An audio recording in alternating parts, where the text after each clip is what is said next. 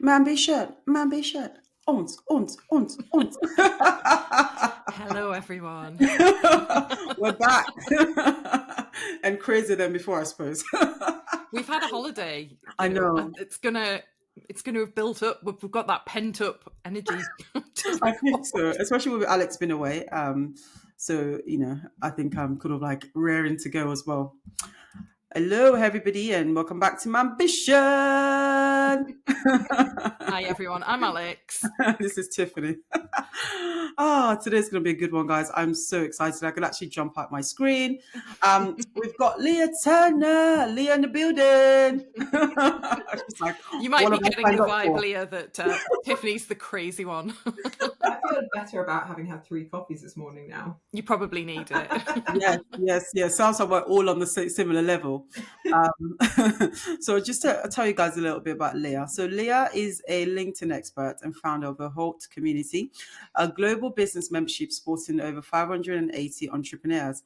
Known for her relatable content and no-nonsense advice, she's also a podcast host, a solo parent to a 9-year-old boy, and champion of small business success. Welcome to my ambition. Inviting me. Hello. Should I be excited, scared? Everything. Bit of both, I think. Definitely excited, only slightly scared. Yeah, Let's definitely. put it that way. Definitely. And we love a black backstory on this channel. So I think we've got to start there because, I know if you don't know Leah, get to know Leah. But I think it would be great to start from, we obviously all look at you, Leah, and think, wow, what an incredible woman. What a journey you've been on. But I'd love to hear something from your backstory that maybe a lot of people don't know about you and would appreciate about you now looking at where you are today. There's probably quite a lot. Okay. I didn't really start doing all of the stuff that people see until I was 34, and I'm on the verge of turning 40 in a few weeks now. So before that, I did little admin jobs. I dropped out of school at 16. I had quite a lot of traumatic experiences in my childhood. So I just didn't really have any direction before I started using LinkedIn and before the pandemic, and things just sort of changed a lot then. So I think people who just see what I do now, they don't really realise that I haven't, worked in marketing my whole life. I haven't always been good at social media. I had no idea what I was doing when I started, and I've winged it the entire way. So yeah, not a straight line to success. It's been a very wiggly journey. You didn't just arrive fully formed. No, God, no. I'm not fully formed now. I think it's interesting you say that, because I think there's always a discrepancy between how we see ourselves sometimes and how people see us. But I also love the fact that, your story is encouraging, because I think a lot of people think, oh, you need to, go to uni, or, if you've failed in life, or if you made mistakes, or if you haven't done it like the traditional way, then perhaps it's not right for you. So I think that's really refreshing. So at what point then would you say that, or at any series of time, did you think you kind of things changed for you, or you discovered this side of yourself, or you started that sort of journey? I think when my son was born, I'd been running my transcription business for full time for about 3.5 years. And when my son arrived, I literally spent my entire pregnancy working, because I was on my own, and I basically didn't have any money, and I knew babies aren't cheap. So I was saving money to be able to afford a crib and baby clothes and everything that he would need, and also hoping to work a little bit less. But that didn't really pan out, and I was juggling 60 plus hours of work a week as a solo mom with my son at home. He didn't start nursery till he was nearly 2. Okay. So I think my idea that then I must be able to do something more or change how I was working started to rumble around my brain then, because I was, you can imagine. You must have been exhausted. Yeah, I was exhausted. I had 2 weeks maternity leave, and then I was working full time.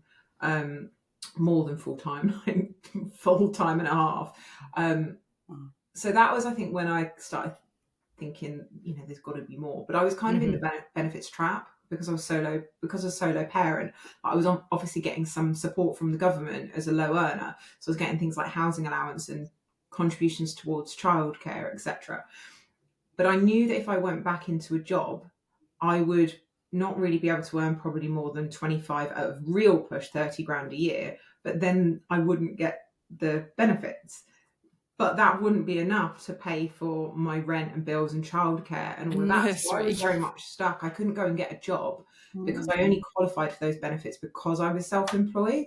Because obviously you pay yourself a certain amount, and that wasn't very much. Like, I was earning maybe £1,300 a month.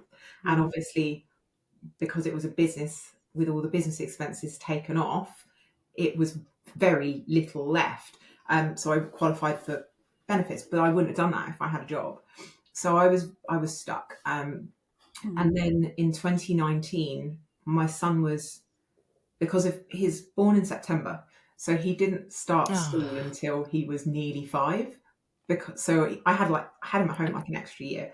And I knew that at that point in 2019, I was like, I've got a year now to try and figure something out and maybe grow my business so that I had other people working with me, and then I could take a little bit off the top and act more as like a transcription agency rather than me doing all the work myself. So that was why I started using LinkedIn. Like, I wanted to find better clients. For me, my best clients were building surveyors because they were bigger jobs that were much quicker, so I could earn more. You don't charge by the hour for transcription; you charge by the audio minute. Okay. So for me, I wanted more building surveyors, and then I was like, right, I'll get some more building surveyors. I can expand the team, get some people on board, take a cut myself, and not actually have to do so many of the hours myself, and hopefully only work school hours. So that was why I started using LinkedIn. And it didn't quite go to plan. It did the first few months, it did, and I had tons of new clients because I was getting tons of engagement. My following grew very fast, and I expanded my team to 5 people. Wow. But then COVID hit, and my team couldn't do any work because they had kids at home. They were mostly mums themselves, and I also didn't have any client work because they couldn't see their clients. Building surveys weren't happening. Medical appointments, I did lots of medical reports as well. They weren't happening. It was sort of that transition between, like, they couldn't do medical examinations on Zoom, for example. Yeah. So everything just disappeared overnight, basically. Yeah, I had one client that he was on a retainer, and he said, look, don't worry, I'm going to continue to pay your retainer and we'll just figure it out after lockdown. Oh, wow. That was an absolute lifeline. What a lovely person.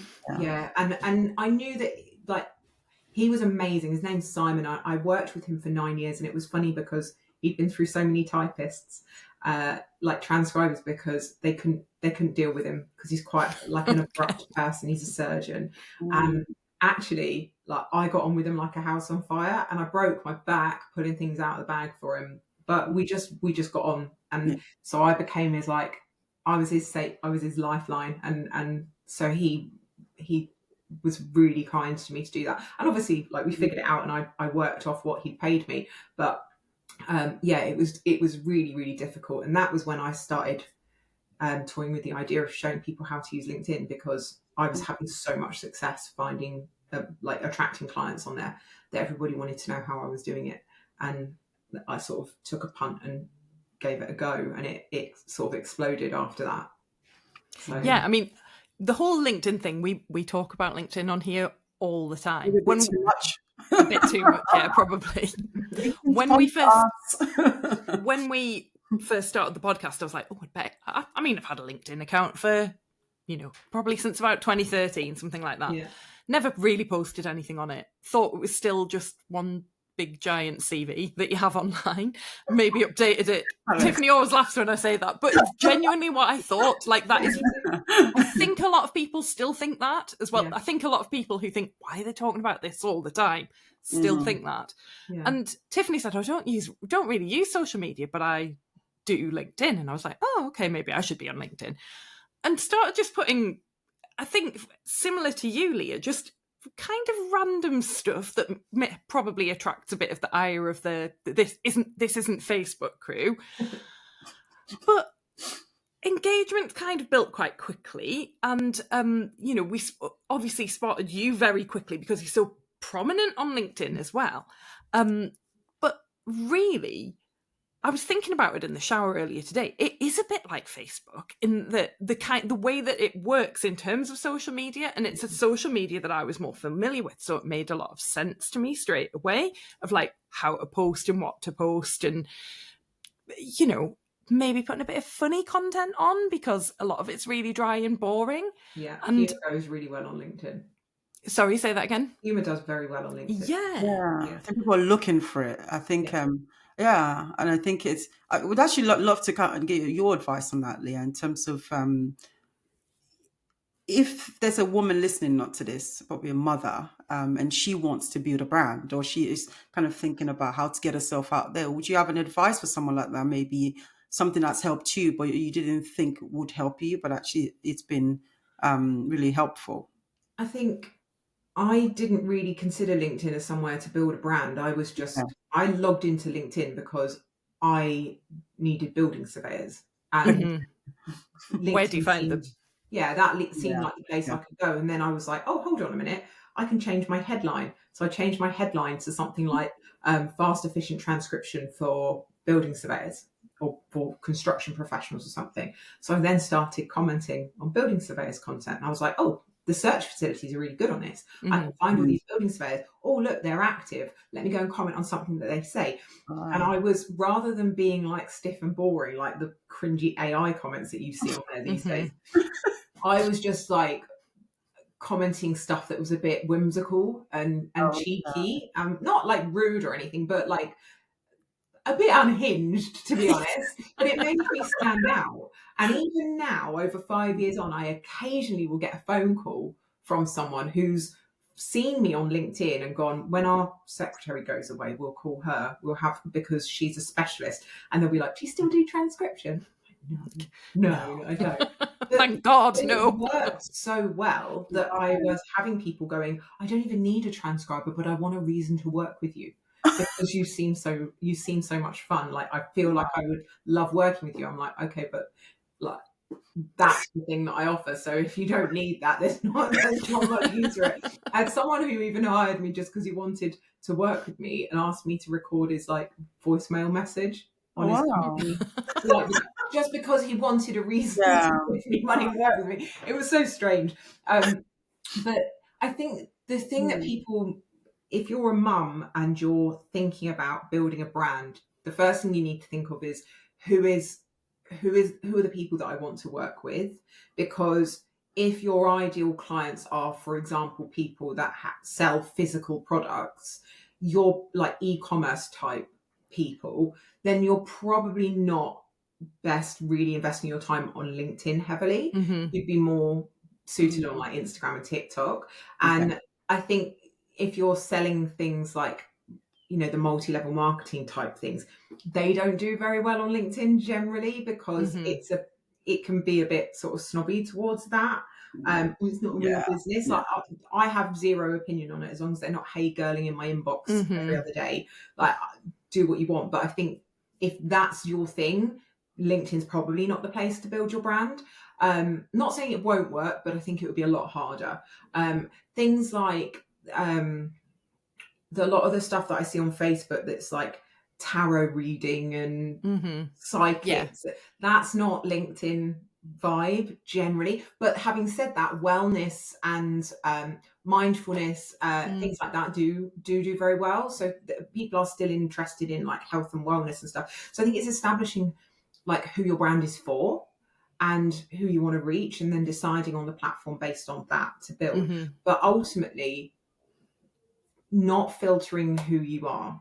Now, I'm not saying like you need to say everything and tell your entire life story and all your deepest, darkest secrets, but not pretending to be something that you're not. On LinkedIn, people make the mistake, they log in and they might, like Alex, have had a profile since 2013. They're connected to a load of people that they went to uni with, school with, random people that have just sent a connection request, old colleagues, and they think that that's the sum of LinkedIn. Like when they scroll their feed, they go, wow, it's boring because it's got Bob from accounts and Nina who used to bully you in high school, and that's all that's there. But actually, you need to take charge of your feed and give it the information of what you want. So searching for things that you're genuinely interested in, connecting with people that inspire you, connecting with people that entertain you or teach you in some way, and disconnecting, or at least unfollowing, because they won't know that you've done it, all those people that don't interest you. Because the more content you start engaging with that you like, the more content you're going to see, and the algorithm starts feeding you what it knows will keep you on the platform. So that's the whole point. They want to keep you on the platform. So you've got to take control. And until you start making your feed a place that you feel comfortable being, surrounded by people that allow you to feel like it's okay to be yourself, then the real you starts coming out.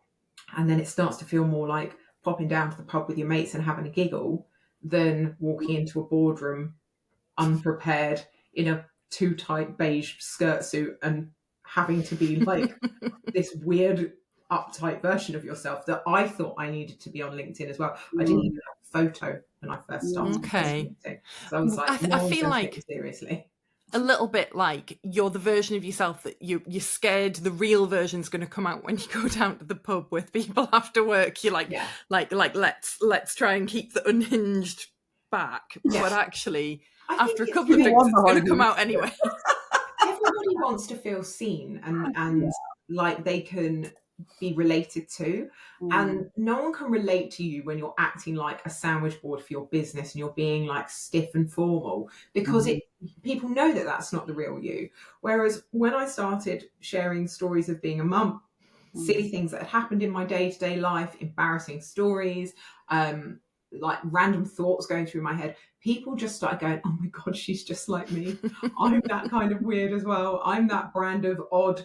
And that connected us. And so they felt comfortable with me, and they felt like they could laugh with me. And there was lots of banter in the comment sections. And it was like, my content became like a destination for people, because you go into the comment section and there's a whole vibe going on. There's a party. People are swapping jokes, leaving puns, all sorts of stuff. And so it wasn't even, to an extent, it became not even about what my content was about. It became like, the breakout room.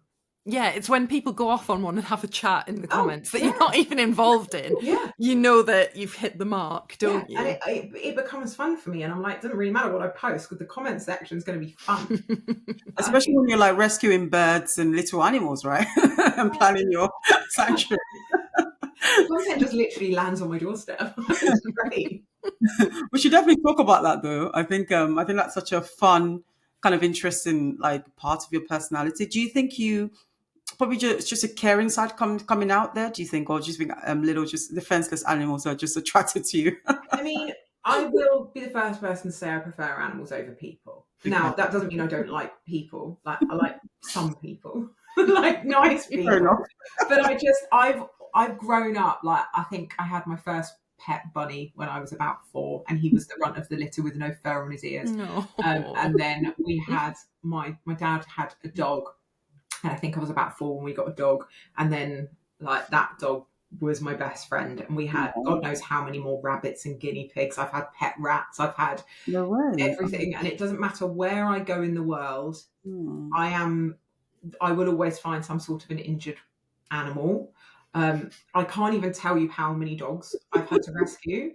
I live near a dog park, and I had one instance maybe 18 months ago where someone's dog had run out of the dog park onto the main road, and I literally pulled my car over, leapt out of the car and ran in front of an articulated lorry and grabbed this cockapoo, and I handed it back to this woman in the park who was looking for it. She didn't even say thank you, and I was like, I just ran in front of her. I didn't say that. What did she say? Saved your dog. Did you say anything, or did you just like? No, she just grabbed him off of me like I'd stolen him. I was like, wow, all right. But literally, like, I was on my way to school last year, and there was a random French bulldog on the side of the road. Scooped him up and went door to door knocking, trying to find him, which was actually quite funny because I found the house that he was supposed to be in, and I noticed it because their side gate was open.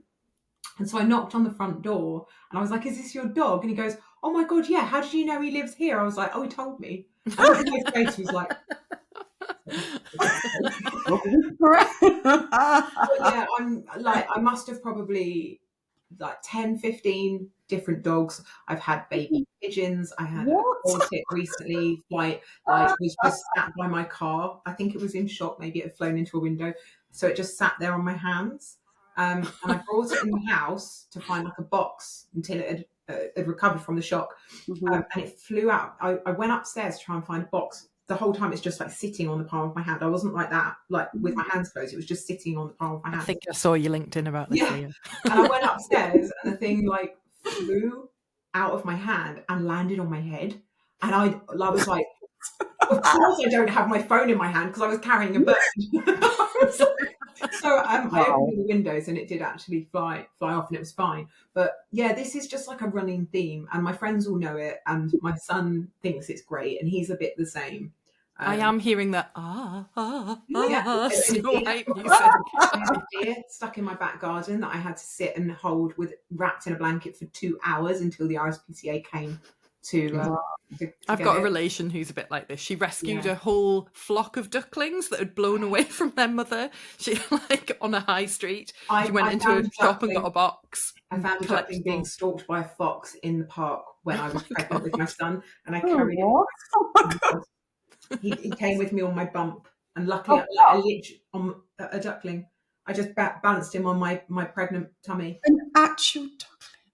Yeah, like a little duckling. But I lived. Lovely. I just realised.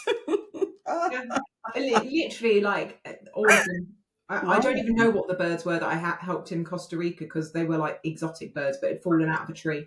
Oh my God! I just loved it. It must be such a nice contrast to like, I don't know, running a business and kind of, I don't know, like the high intensity of that, right? Having this sort of almost this Disney. I mean, the Disney side of things has been my whole life. That's not a new thing. Like my whole life, I've just been the person that the injured animals and like nervous, frightened animals are not ever nervous and frightened around me, which is it's lovely. But I definitely think that they sense safety. Maybe it's because I'm a vegetarian. Maybe. Oh yeah. They feel safe. Maybe you smell different. Yeah, maybe I don't smell meat. I'm going to go off into weird theories of why. Oh my God, this conversation. And you know, as we said, we just released this as live, so all of this will remain in the recording. But yeah, so what I think is really interesting, Tiffany's just still laughing to herself in the corner there. I really like motherhood as a driver to your success, bringing your whole personality into it. But you've moved away from LinkedIn, which is where you sort of started with being successful, and you've moved into the HoLT, which stands for the House of Leah Turner, doesn't it? So tell us a bit about that. Yeah, it's the House of LT, just because I didn't put my actual name in it. But people mistook it for the House of LinkedIn Training. I've had to do oh no. It would have made sense, but that's not what the HoLT is about. LT. It's a very tiny part of what the HoLT is. So one of the things that I found when I was LinkedIn training was that I was working with business owners. Some of them were like super high flying CEOs of multi-million-pound businesses that have now started their own business. And they were really good at the thing that they sold. And they wanted to then get on LinkedIn and create content and grow and create a brand and attract clients. And I was noticing, I was like, yeah, you're really good at the thing you sell, and you can start talking about it on LinkedIn and attract clients, but it's going to take you a lot longer to attract those clients if you're just doing LinkedIn. Because it's how many times are they going to see your content? How many touch points do they need to become a client? You're relying on algorithms to show your content to them enough times, like they're probably only seeing 1 in every 4 posts that you're putting out. So it'd be a lot quicker if you actually had a way to get them on your mailing list or had a lead magnet and email marketing set up. And I couldn't teach them all of that. And it's like, you need all those you can absolutely just get clients on LinkedIn and run your business through that. But if you want a reliable pipeline of clients, you need to have the back end stuff all set up as well. And I was meeting all these business owners, it's like, yeah, I can teach you LinkedIn, but like that's not going to solve all of your business problems. You've got all the other stuff, which I couldn't teach them. I could, tell them that they needed it and give them a bit of an overview, but I couldn't teach them the intricacies of it all. And I think everything just sort of like the dots all started putting together, because I was a lonely business owner, solo mum working from home.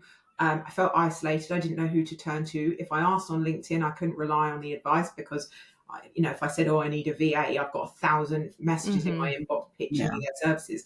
I just wanted like a private space where I could talk through problems, and not feel like I had to do it publicly, like I could be a little bit vulnerable. So all these things started to come together, and I was like, I know all of these experts that can teach business owners the skills that they need. I'm such a well-networked person these days, and all of these people want my audience, and they want to be associated with my strong and trusted brand now.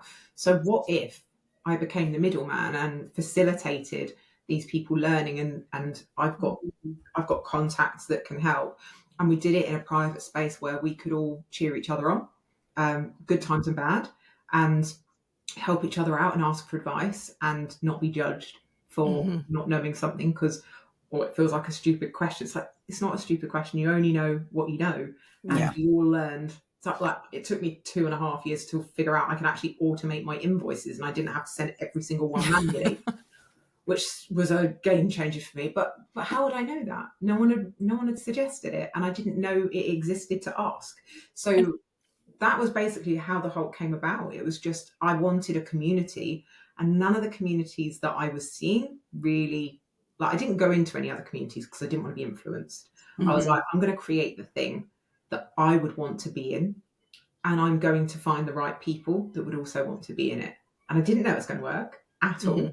I thought, I'll give it a go. Let's see if it works. And it did. So, and I think, what I'm getting from that is it sounds like the people in the group want to learn from the people who are just a couple of steps ahead of them, rather than, seeing people who are really, really far-flung success stories, which I'm sure are in there too. Yeah. But it's very hard to look at that and you just think, oh my God, they're too far ahead. How do I get to doing that? And I think you need the people in between. The people that are so far ahead, they don't need a community anymore. Yeah. They don't. I mean, we do have people that have got very successful businesses, but their motive for coming into the HoLT is a bit different. So we've got the people that are still running their side hustles and working full time, ready to at some point go full time. We've also got loads of people that are in the first sort of 2 years of their business.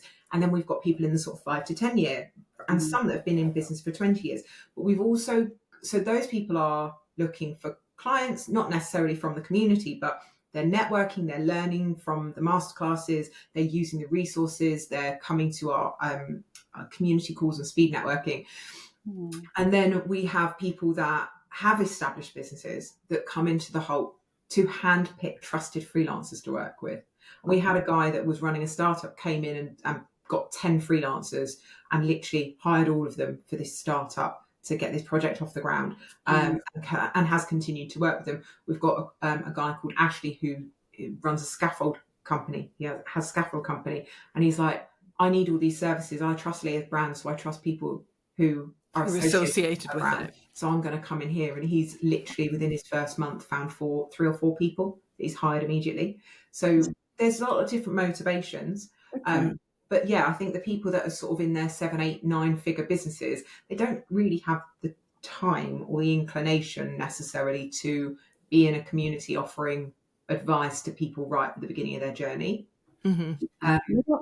So yeah. No, I definitely get that. I think running a business can be very lonely, and it sounds like what you've created a solution for, not just the community to support that journey, so that you'll run other like-minded people, but also a place for resource and what your business needs. So okay. And can I say, I really like that the rule is don't be a dick. You always need that. The other thing I was really interested in, I've read one of your posts, I think it was yesterday or the day before, where you were talking about the guy who told you that your LinkedIn training wouldn't, why would people come to you for that? And, he must be eating his hat now. But what advice would you give to people who are just starting out? I think that people are held back by that kind of fear that it might flop, or that people might think negatively of them. I wasted too many years not doing more because other people had told me I couldn't. So I remember sitting in my careers office when I was 16, and I had decided that I didn't want to come back for sixth form. And my careers woman went, you have to. You're too smart. You can't leave. You've got to get your A levels. You'll never make anything of your life if you don't at least get your A levels. You're too smart. You need to go to uni. You could be anything that you wanted to be. But it was like, you can be anything you wanted to be if you follow this traditional path. Not there's no limit on what you're capable of. It's like, you will be nothing unless you get your A levels, go to university. And at the time, I was going through a lot of personal stuff, and my mental health was in the absolute gutter. And there was no way I could go to college and stay where I was. I needed routine. I needed independence. I needed something more than education was giving me. But I left that office going, okay, well, I'll just have to accept it. I'm never going to make anything of myself if I choose this. But right now, I have to choose my mental health over everything else. And it was a lot to take in at 16. But I internalized that to such an extent, and I had no role models around me that were successful business owners. None of my family had gone to university. I had no entrepreneurs, even like the closest was my grandfather, who owned a post office, but that's a franchise. Like, it wasn't like a proper business, like he'd grown it from the ground up kind of thing. So I just didn't know what was possible. The idea of having my own business didn't even enter my mind until I was 26 and needed some extra money. And I didn't really think about it as a business. I was just doing a bit of side work to make some extra money. And I think if I'd actually put myself around the kinds of people that I'm around now, when I was a teenager or in my early 20s, I would have started a business straight away. If I'd known that I had ADHD and that I did not fit into the employed world when I was that age, it would have made so much more sense, because I was misdiagnosed with depression, insomnia. I was self-harming. I was suicidal. Like, I was in a rough place as a teenager, and everyone just said, oh, it's grief, it's this, it's that. It's like, well, no, because my father passed when I was 10. So there was a big, and everybody just discounted it as that. And yes, obviously that was part of it, but they didn't know I had ADHD. And it took me till I was 34 to actually go, maybe there's other things that I'm good at that I could make money from, that's more than just typing up medical reports. But no one had ever believed in me, even with my transcription business. My closest friends, like, they were all employed and they were in their safe careers. And I was always the wayward one, and they would make me feel like I was a little bit mental for giving up my job and running my business. And there's a lot of shame that comes with that ADHD side of things as well, from being a bit potentially chaotic or not following a traditional path, that, you know, sometimes you do feel like the odd one out because of it. But it sounds like you've got such a kind of innate grasp of business, and how, you know, that even if that's come later in life, you have been able to kind of intuitively see how to turn being on LinkedIn into a business. I think I'm innately tuned into people. Okay. And I think because I have I got nominated for an award recently, and I felt so bloody ick about writing my award submission that I said, can you guys write it instead? Like, why should I win this? Rather than me telling people why I should win it. And they all came back with some lovely stuff, and it was anonymous, so they could sort of say things without them feeling ick and cringe either. And one of the things that kept coming back from people was that I make them feel seen. And this isn't something that I do consciously, but I'm a very laid back person, and I'm not judgmental. Like, who would I be to judge? But a lot of them said, like, she makes me feel seen, and she knows what I need to hear, even if I haven't said it. And I think that I'm quite, I don't know, empathetic, emotionally intelligent, whatever you want to call it. And I think that comes as part of being neurodiverse, is one of the things that I'm just tuned into people. And because of that, I've paid attention to what people need that they're not getting. And then I've been able to monetize that. I think I've done it in a way that I've gone, well, yeah, but all these people are doing it this way, but that doesn't feel like the best way. That like there's a different way that this could work. And it sounds like you've given what you needed. Yeah. Yeah. I've created something that I needed, knowing that I'm not the only one. Yeah. And also, I think it sounds like because of everything you've been through in life, it sounds like because you've sat in those dark moments, you can now be the light for someone. So, and I think that's interesting as well, the fact that obviously you're a parent. So I imagine that now you'll be a more empathetic, understanding parent, because that advice the teacher gave you was such a kind of rigid, standard advice. But they didn't look at you, they didn't see you, they just saw another kid, and they thought it was advice I'd give to any kid. And I think the fact that you're now a parent, I imagine how you would flip that around to your son and see your son as your son, as him, So I'd love to kind of hear about kind of the parenting side and how everything, kind of how you parent him and how you see him and how kind of. Oh, we lost you, Tiffany. Oh, I'm here. Might Okay. have done. Oh, there we go. Sorry, we missed the end of that. Oh, okay. No, just saying about parenting. I think it would be such a cool place to hear about like your parenting experience. You're dropping in and out for me there. I don't know if you're. Really? I'm not sure why. Oh, yeah. Come on. Robots. Come on. Exactly. They're like, you're doing like little. Let this happen. What about now? Yeah. Okay. Oh, we're gonna have to edit for once. Okay. I have to. Okay, no problem. I'm surprised though. I don't know. Normally, kind of have quite a good. How about now? Is it better now? You're back for me now. Okay, is that all right? Yeah. I was just saying, I'd love to hear a bit about your kind of parenting experience and maybe how your experiences shaped you as a parent. So I was 29 when I found out I was pregnant. It was with somebody that I had only been. I'd known him a while. We'd only been on a few dates, and I didn't really have any intention of continuing to date him. And he felt the same. Like it was one of those, you're nice, but not really not for me. Yeah. And then I found out I was pregnant, and I was on the pill, so there was no intentionality. It was what the hell. This was a surprise. But my instinctive reaction when I found out was happiness.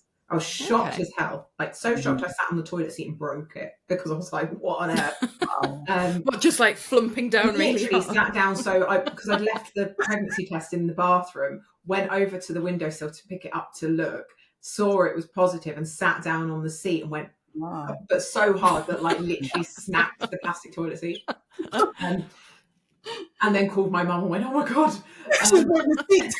My instinctive gut reaction was one of happiness, and I knew in that moment that I was going to be a mum. There was no question whether this guy was in or out, and he did opt out. But I was going to do this, and it changed me at my core in that moment because suddenly, and even more so when he was born, but suddenly it felt like life was so simple because the only answer to every question was whatever would be best for my son, who I didn't obviously know was my son, but it was what is best for this child. And that meant every argument that someone tried to start, I was like, no, I'm not doing this because I don't want to feel stressed because it's bad for my baby. I was a smoker when I found out I was pregnant. That was gone. I like everything in my life from that point forward. The answer to everything was always whatever is best for him. And that felt really liberating because I didn't have to overthink things. It was just like, that's it. And my gut reaction, I started listening to myself, my own intuition so much when I had my son, he was a footling breech. So I had to have a C-section. And there was no question. I was gutted because I really didn't want to have one. And he was placed on my chest. And because he was a footling breech, his head and neck were really strong because his head had been like up under my ribs the entire pregnancy pretty much. So he had this really strong neck. So he came out of the womb literally able to like look around. Unlike other no tummy time. Yeah, there was no like support his head when you pick him up. He was there like looking around like a little turtle. It was really cute. But he snuggled straight up onto my chest, started breastfeeding. And I realised when we went home the following night, my body would tell me what he needed. and I would start waking up in the night when my boobs tingled, and I would wake up before he would, and I would latch him before he even woke up. And I think that point there made me realize that my body always knows what's right for me, and what's right for him. And I will always listen to my intuition. And it turned me into an incredibly calm mum. And I have continued to be a very calm mum. I don't worry. I'm not a helicopter parent. If he falls over and hurts himself, I'm like, you all right? Did you die? Everything okay? And he stays calm because I'm calm. I don't go into a hysteria. Oh my God, he's hurt himself. I'm very, and that's an ADHD thing. In a crisis, I am my calmest ever. I'm extremely good in a crisis. I like a crisis. Well, I don't like a crisis, but I can take a crisis. I panic later after it's all done, but in the moment, I am the person you want to. I should have probably been a paramedic because I think I was extremely good at that. I always say to my husband, if we're in a plane crash, you need to follow me. If we're in any sort of situation like that, I'm the one that's going to get you out of this. You need to listen to me and follow me, because I'm not going to sit. I'm going to be resourceful. I'm going to escape from the situation. I'm going to not listen if I think people are telling me crap. I'm going to do what I think. Yeah, I'm exactly the same. But that carry on. That whole experience made me, I feel like a better mum. And it also made me a better person, because I knew I needed to up my game from the moment he was born, because I was the only adult role model that he had. I had to be mum and dad. I had to be a strong human to be a good example to him. So I think, and it sounds so, I don't mean to sound like a martyr or anything, but that was my purpose. It's like, I want to be the very best version of myself so that I can give that to him, to role model, for him to look up to. So I became kinder, I became more patient, I became more supportive to those around me. I loved harder than I've ever loved in my life. Like, I was gentler in how I spoke to people. Like, don't get me wrong, I still get pissed off and snap at people if they're being idiots or rude or whatever. But everything started to shape in my head, and I always kept thinking, like, my dad would have loved to meet my son. He would have been the first grandchild.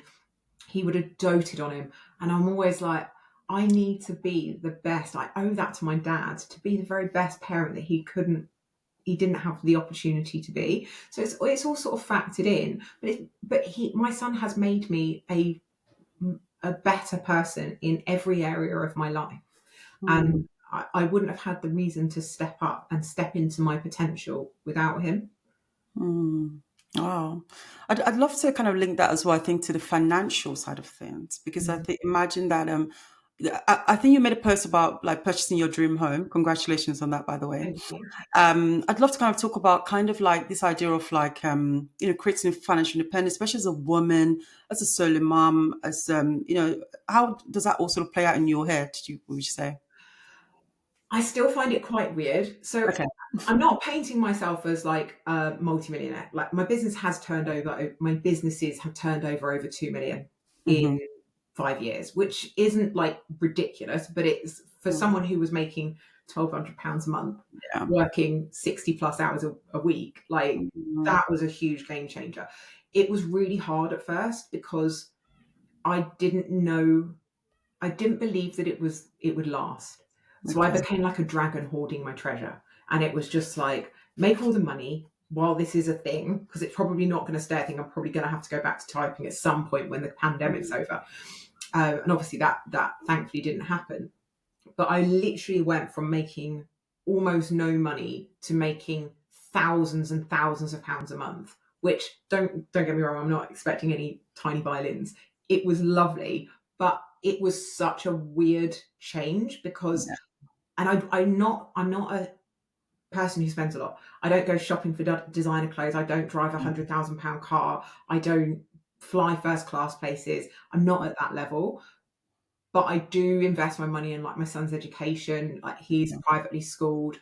We go on modest but adventurous holidays. So I think it was mentally very difficult for me to to be that person other people maybe expect me to be, with lots of money. And I was surrounded by people that were very money motivated, like really to me too money motivated, because they were allowing their work to be their entire identity and everything that they lived for. And that's I don't judge anyone for doing that, but for me, my son was who I was doing it for. And I found that I got on that treadmill with these people, and I was focused so much on becoming like rich that I was forgetting that I was already rich. Like I had more than I ever wanted, more than I ever dreamed of. And that's partly why I stopped the LinkedIn training, because I had like 2 businesses, both turning over multiple 6 figures a year. And I was stacking up all this money. And I was like, yeah, but like, where's my quality of life? I'm going all over the place each month, traveling to train companies that I've got a marketing spend to tick off. And actually, like, the whole point of me earning all this money and having a business was to spend more time with my son. And I got lost in other people's ambition for me and forgot my own path. And I spent a week in the Seychelles. I was delivering workshops in the Seychelles in March. Oh my God. Nice work if you can get it, Leah. I got the email about it while I was stood on a beach in Thailand. Do you need a bag carrier or and anything? I was like, I'll come. it was like an actual holiday that I was on, and I was reading the email going, this can't be real. Like, This is a scam. They want to take me to this. What? So I had to literally message one of my friends who knew the organizer and be like, is this legit? It's like, yeah. What on earth? So anyway, my son came with me, and we spent a week in the Seychelles delivering this workshop. But it was a really great retreat because it took me away from all the decision making, and I was with people that some of them I had a really good existing relationship with, and we talked about so much in terms of what we wanted for ourselves over the next year. And I said, I don't want to be doing LinkedIn training this time next year. I want to have one business. I want to grow the community because I can give to more people and make more impact by doing that. And I want to have my time back. I want a business that I can scale, but I can scale without committing more hours to it, because my son's 9. I've only got a few more years where I'm still like, mummy's everything to me. And I want to make the most of it. So, if I want to grow another business when he's a little bit older, cool, I can do that. But for now, I want to treasure these last few years where I'm his world. I don't want to be spending it zipping all over the country training people I don't care about. In a social media platform that I don't own, that my account can be banned at any time. I need something safer and more purposeful. So I think that's that fine. It's really interesting, and I think working out your purpose sounds like a really important thing for you there. That working out actually what I want is I've now got the money. What I want is the freedom and the time to have that time with my son. And I think this is one of the tensions that we hear people talk about all the time, isn't it, Tiffany? Of like how women want to be ambitious and they want to have their businesses, but there's a lot of, and their careers, there's a lot of how do we balance it's the whole juggle thing, isn't it? That's what I'm trying to say. It's all about the juggle and the payoff between sacrificing your time. You still want to have that career, you still want to be successful post children, but the way that that success looks is probably quite different because of the children. I think it's hard, It's so noisy online. Yes. You're so surrounded by 6-figure, 7-figure, 8-figure, 9-figure. And like, I've done it in this amount of time and I've scaled to this team, and you don't know the truth behind it. And a lot of it is smoke and mirrors, guaranteed. A lot of it, because I hear all the behind the scenes stuff. A lot of it's a load of crap. And I just realized this, like, and don't get me wrong, people told me I was mad. I was walking away from like 25 grand a month when I stopped with the LinkedIn training. But I balanced it out. Like, the community was making enough to pay all of the team, pay me what I needed to live on comfortably.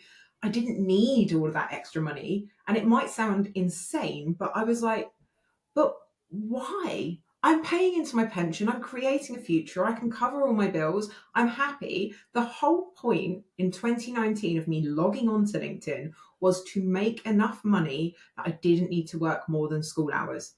I've got there. I am there. Why am I keeping on pushing?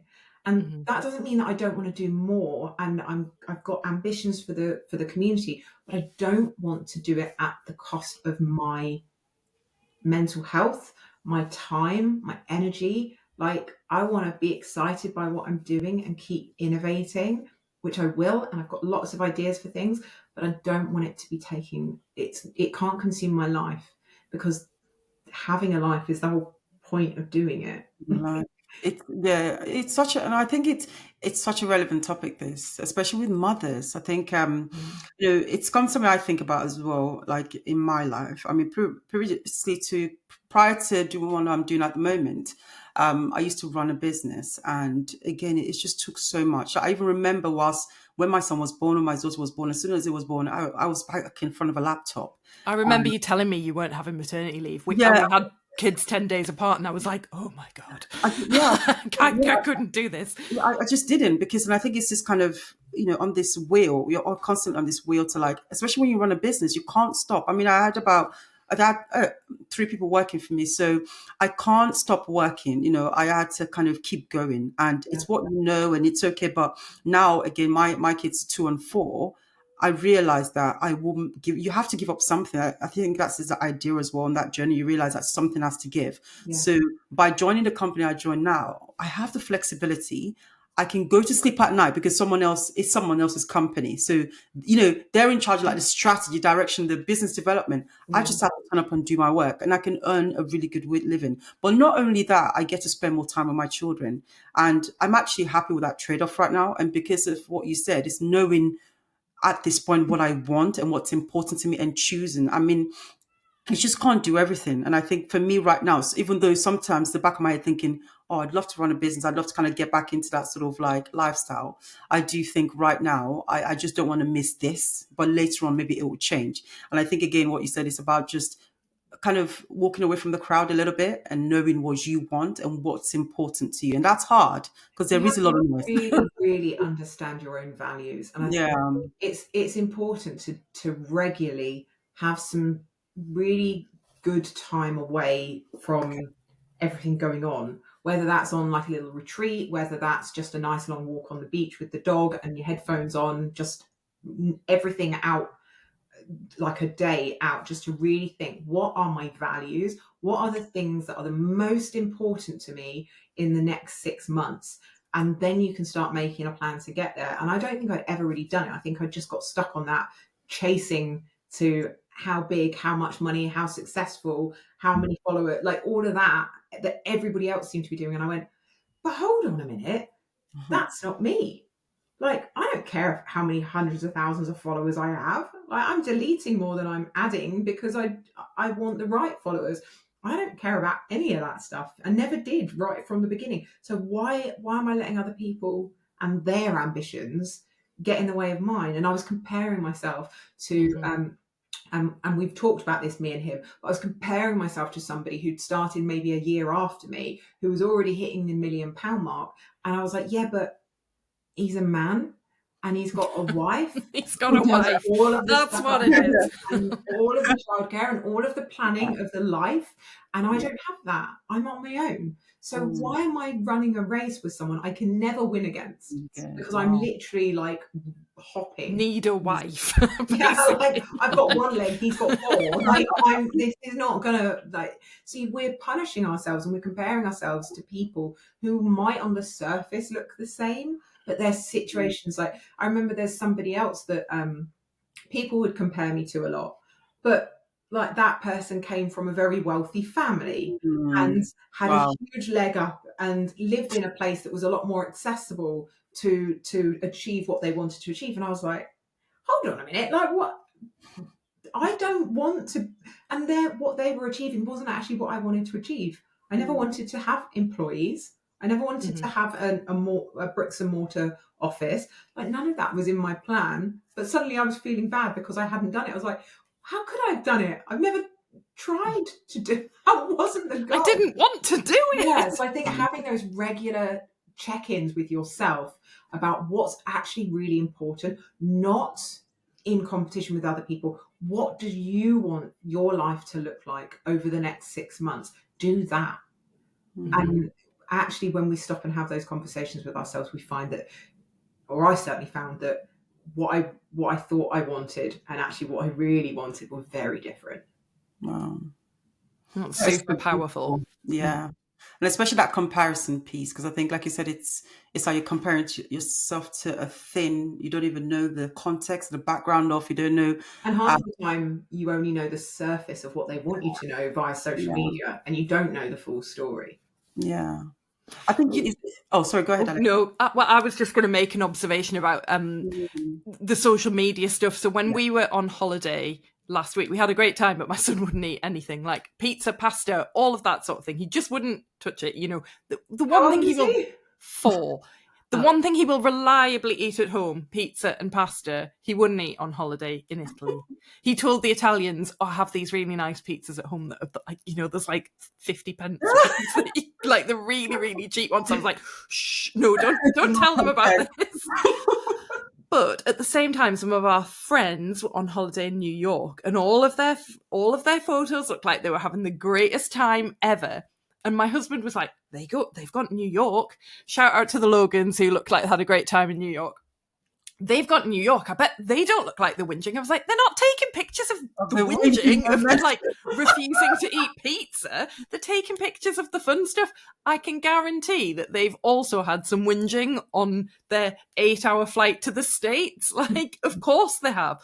But you can get stuck in that comparison trap. Yeah. And be aspiring to things that you've never ever wanted. Curated. Yeah, it's true. And I feel like sometimes I'm quite guilty of that. Because you see like the highlights, and I do consciously make sure that I'm also sharing the things that don't go so well, or the tough lessons. When it comes to my son, like, I share the highlights of my son because at the moment it's only highlights. He's at an age.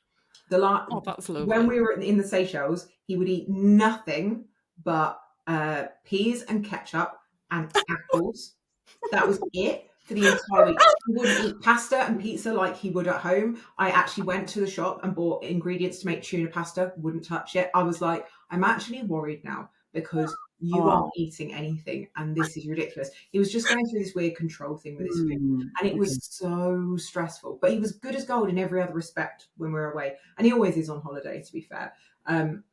But since about this time last year, he's just been an angel, like in every respect, and he seems to have leveled up and really realised that we are a team and like a partnership, and he helps out at home. He brings me a cup of coffee in bed at 7 o'clock every morning. Oh, that's so lovely. Yeah, we've got this amazing balance going on. It won't last. Like, he's going to be a teenager, so I'm just like absolutely making the most of it at the moment until he stops talking to me and just grunts and leaves crumbs. Oh no, he's there. He's been there somewhere. But it's hard to. It's something that I always think about. Is like, I can share the good stuff because there's a lot of good stuff in my life, and I do see life through a very positive lens most of the time. So for me, the negative stuff, I don't even register it. I'm just like, look, get over it, off to the next thing. But I do want people to realise, like, that there is tough stuff. So I do talk about like ADHD and mental health. You know, the negative sides of internet popularity and the weird messages and stuff like that. I want people to know the reality, and it's definitely not all sunshine. And that was just my message, Leah, begging you to come on the podcast. I love a good unhinged DM to people to ask them to come on. I'm usually the one sending them. No, but I mean, it's definitely the sense that, you know, you've got to put yourself out there to get anywhere with anything. So I think it's it goes to show. How many messages did you have to send, Alex? Oh, Leah got back to me really quickly, actually. Wow, pretty good. Plus, my VA keeps my inbox completely managed, so I only see the important stuff. Sometimes I send people a message that's like, hello, I'm back again. Like, you know, Andy Dufresne in The Shawshank Redemption, when he's writing all of those books all those letters for library books. I'm like, it's like an implicit threat that I'm just going to keep popping up until they say yes. See what I mean about the unhinged? 3,572 that you will receive before I give up. Gonna write one a week until you come back to me. Weirdly, it works as well. But anyway, I think like, who is this weird woman? Humour works generally. Yeah. Like, I can't connect with anyone new on LinkedIn because I've been at the limit for God knows how long. Oh, really? So I regularly like delete people and then accept people that are now in that waiting list. But I send a message to every single person, or I think I do. Try my best to say I'm really sorry I can't connect with you because I'm at the limit. I know it's a weird flex. I'm not trying to like just so you know, I'm not ignoring you. And I do approach it with humour, and the amount of people that message me back, and they're just like, oh, it's really kind of you to personally message me. Now, full disclosure, it's not always me. Yeah. I was going to say. It is a template that my VA I was going to say, it's a template. So it feels like it's from me. Yeah. And then obviously if they respond, then it actually is me that speaks to them. But I want to make sure that people don't think I'm just like waving the middle finger and ignoring them. I'm acknowledging that you'd like to connect, and I appreciate it. Unfortunately, I can't. I just think it's polite. But yeah, I try and do it with a bit of humour, and the amount of positive reactions that then gets because I've done it with a bit of humour. Yeah, I think that's the thing. Kindness goes a long way. Kindness in business, I mean, that's, in any aspect of life, kindness goes a long way. Okay, well, we'll wrap it up. It's been an hour of fun. I feel like we could go forever, but, people are like, you got to get on with the day now. It's been fun. Thank you. Yeah. Are you working on anything at the moment? Actually, it might be a good way to sort of wrap it up. Are you working on any projects? Yeah. Well, I'm going on holiday in 2 weeks, so I can't wait for that. And then I've got a few more new things that we're looking at for the community, and potentially some stuff outside the community after that. But I'll be announcing it in my email, email newsletter when it's ready. Love it. And obviously, people can find you on LinkedIn, but they can only follow but can't connect. I can't. Yeah, unfortunately. But I have an open profile, so they don't have to connect to be able to message me. So they can follow me and send me a message. So we can still communicate. I just can't actually connect. No problem. Are you on Instagram, or I don't know if you use HoLT on Instagram. Yeah. I don't really do TikTok. I'm on Facebook, but I'm at the limit on there as well. Oh, yeah. Okay, you're on the waiting list now. Yeah, so obviously for people to check out the HoLT as well, you have special periods of time where people can come in and out. Yeah, so we launch once a month with the HoLT, so it's the-HoLT.com. We have a waiting list, so the best way to find out what's going on is to join the waiting list, and then we open one day a month, and it's just the first 25 people that come in can get in, and they usually sell out. I mean, the fastest was about 5.5 minutes. We've stopped. It's like Glastonbury. Like literally, people will message going, "Oh my god, I've never been so stressed. I was refreshing the page constantly," and I'm like, "God!" So we've actually dialed down the marketing a little bit to give people an hour to join. But obviously, if 25 people will try and get in at once, it's not going to be an hour. But also, if people know somebody who's already in the community, they can ask them for a referral. We have a. I know what it's called. I know why you're laughing. We have an imaginary security guard called Backdoor Barry, and he will slip you in the back door if you ask a member to refer you in. So that's the other way that you can get in, is just ask, but only if our member confirms you're not a knob. Oh, damn. It's me out of the hole. So, as you can tell, we're a very serious business community. Very. Oh my God, Gary. Thank you so much, Leah. Thank you. This has been a lot of fun. Thanks so much for taking the time. Thanks, guys, for listening. Don't forget to like, comment, Smash that like button, as Ted would say. smash the like button, and see you guys next time. Bye.